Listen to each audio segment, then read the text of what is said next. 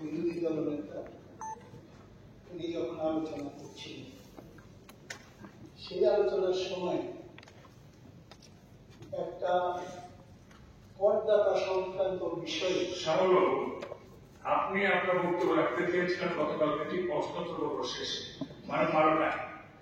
এখন আছেন আপনি গতকালকে বিকেল বেলার কথা। ইস্যু অনুসারে পরিবর্তন না, আপনাকে কিন্তু যেটা বলেছিলাম শ্যামলবাবু আপনি আগামীকাল বলবেন।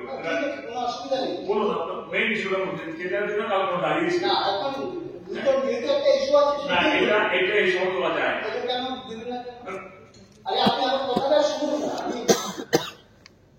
আমি কি বলতে আমার কথাটা শুনুন। ছিল প্রশ্ন না গতকালকে 12টার সময়, এখন বলছে গতকালকে বিকেল বেলা যে ঘটনা ঘটেছে তারপরে এই জন্য কিন্তু সাংঘাতিক ইম্পর্টেন্ট মিটিং। আমি বলছি গতকালকে আপনার 12টার ইম্পর্টেন্স হারিয়ে গিয়ে সেটা আছে কোনো অসুবিধা নেই, কিন্তু বলো এখন যেটা বলছি সেটা একটু শুনুন না। শুনুন, বলুন।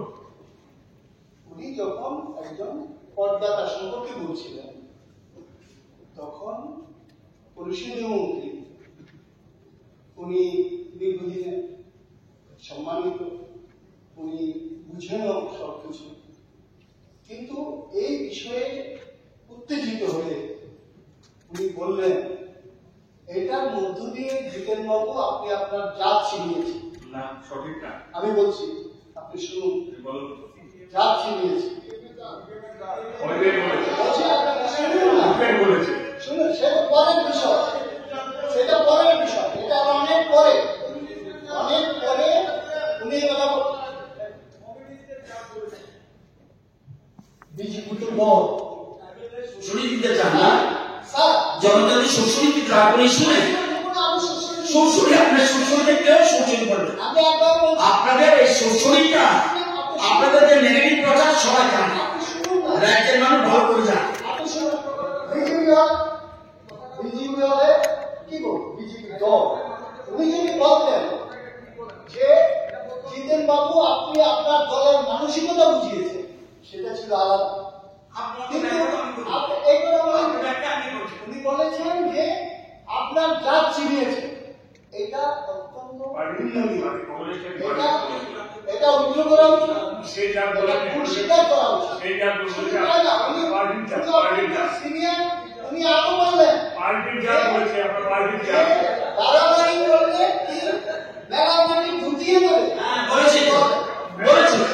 বলছি অসময় কোনো কাজ করলে আমাকে এখন হচ্ছে অসময় কাজ করলে এখন হচ্ছে এখন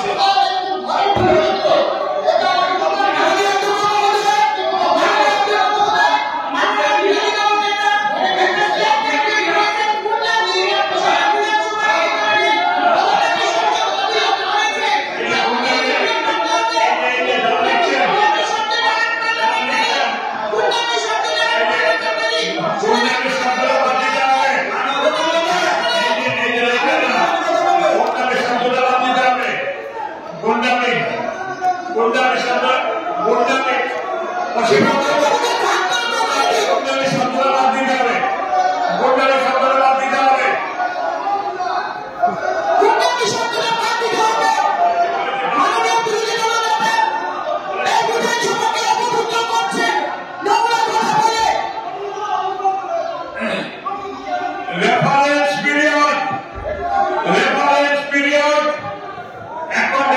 পিরিয়ড। আমি মাননীয় সদস্যদের নিয়ে কি রেফারেন্স পিরিয়ডের নোটিশ পেয়েছি, সেই নোটিশগুলো পরীক্ষা নিরীক্ষা কর গুরুত্ব অনুসারে সবাই উত্থাপনের অনুমতি দিয়েছে।